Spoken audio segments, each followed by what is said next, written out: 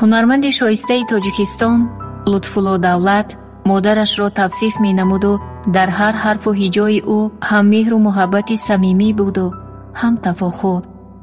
аз отифагиву озодагии модари тоҷик мегуфту хуб эҳсос мегашт, ки ситоишаш баҷост.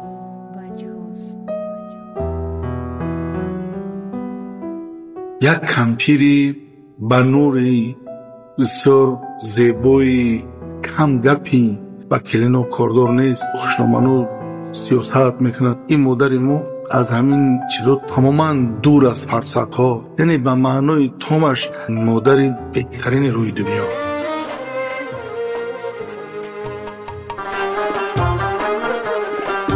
خاکستری غم باشم به خاکی درد مادر، از فیضی دعا گردم نخلی ثمرت مادر، از فیضی دعا گردم نخلی ثمرت مادر.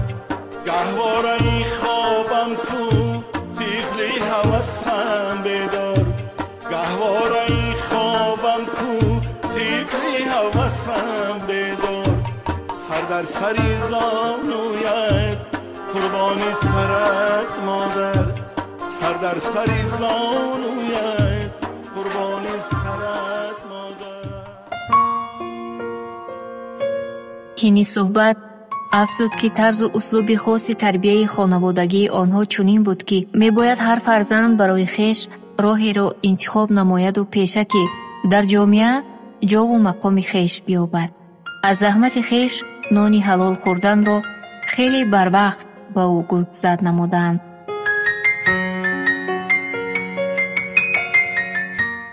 17 сола мактаби миёнаро хатм кардем, омадем шаҳр.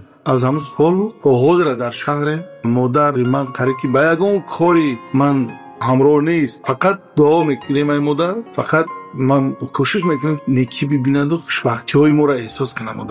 модари мо ҳамчун модар дуо медод. модари ман хеле камгапу тақводор аст. ҳеҷ гоҳе бо овози баланд ҳарфеву хандае аз ӯ нашнидам. бо чеҳраи хаставу абрӯи гирехӯрда ҳам боре надидамаш. сарзаниш намудани модарро ман ба ёд надорам. рафтору гуфтори модар моро панд буду андарз, мегӯяд Лутфулло Давлат. ба падар ман монандам, не ки бештар ба модар ман монанде дорам. дар як китоби хонда будам, ки бояд бача синни чап рававу духтар синни падар. ҳамин хелеам ҳаст. ман модарам да монандӣ дорам. ман пиргапӣ мекунам, ман мо зиндагии мо дигаре, ку ана модари ман гап намезанам, ман гап намезанам. 2 соат 3 соат мешинам гӯш мекунам. гап умуман намезанам. охи чӣ қабчор гап мезанӣ? гуфтан тари чукиш мекунам. яъне ай камгапиша. ман намедонам ки чӣ сабаб шуд, ки ҳамин хел модари камгапи ман вори одами пиргапӣ бо санъаткор ба дунё омадааст. ман ҳамира худам тозира намефаҳмам. як додарам ҳамин хеле шук табиат аст, бисёрш камгапан. падарам китобхон буд, худо раҳмат кунад, бисёр одами ҳозирҷавоб буд. каме мо хислатҳои падара дорему, не ки намуди зоҳирам бештар ба модарам монанда. мегӯм ки очаам моро ягон насиҳат кӯ, хе ҷанг кӯ базан, ягон сиёсат кӯ, ягон роҳ шабоб ҳамон зиндагиро мегӯяд, ки бачаам шумо имрӯз зиндагӣ дорен, дунёро шумо медонен ки чӣ гапае дар дунё. падарам 1-2 насиҳат мондагие, ки мегуфт, ки бачаам меҳмондорӣ кори бисёр душвор аст. агар зуруд нараса меҳмон хона даъват накард ва агар кардӣ дастархона хушрӯ кун, ки меҳмон розӣ барава. яке насиҳати падарам. як насиҳати дигарш, ки бо дӯстое ки мебинӣ, ки хонаву дари обод дораву фарзандои хуб дораву зани солиҳа дорад, ҳамон мебинӣ, ки хушр ба оилашай, фарзандошай, ҳамон одамо қадр дӯстӣ кун. баъд бо як насиҳатиш буд, ки ягон рафиқат, ки соҳиби обрӯи баланд мешававу вазифаи баланд мегирад, наздикиш нарав.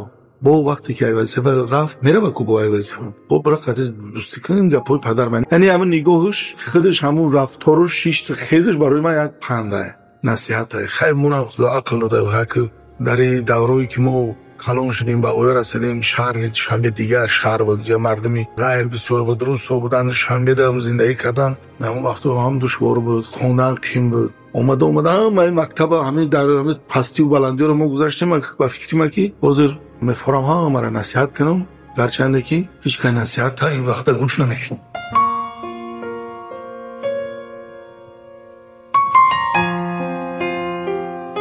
ҳунарманди шоистаи тоҷикистон лутфулло давлат афзуд ки ҳар хӯроке ки намаки дасти модарам дар он бошад бароям лазизтар аз тамоми таомҳои рӯи дунёст.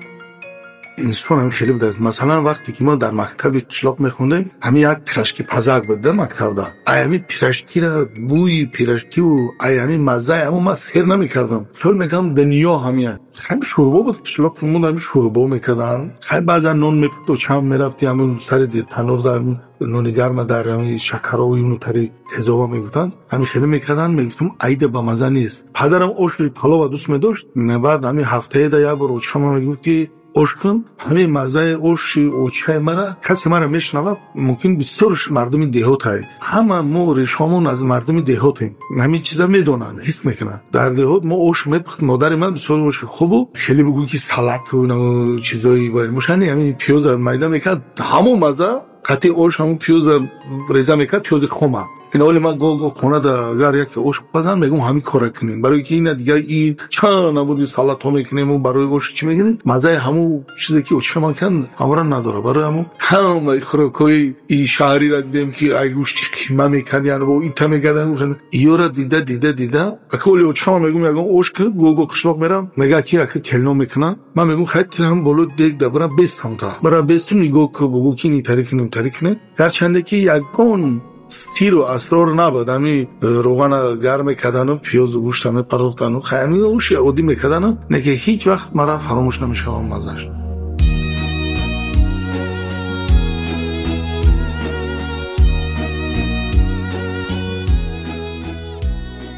дар ин суҳбати кӯтоҳ чандпорае аз рӯзгори як шахсияти маъруфу маҳбуби ҷомеа бароятон пешниҳод намудем. ҳадаф ҳамон аст: шинохти ҷойгоҳу қадри модар дар зиндагии мову шумо. чанд сатре аз китоби рӯзгори ҳунарманди шоистаи ҷумҳурии Тоҷикистон Лутфуллои Давлат ба модараш бо ҳам хондему шунидем. ҳар кас ба андозаи завқу табъи хеш бардоште аз ин гуфта менамояд. хонавободии шумо орзуи мост.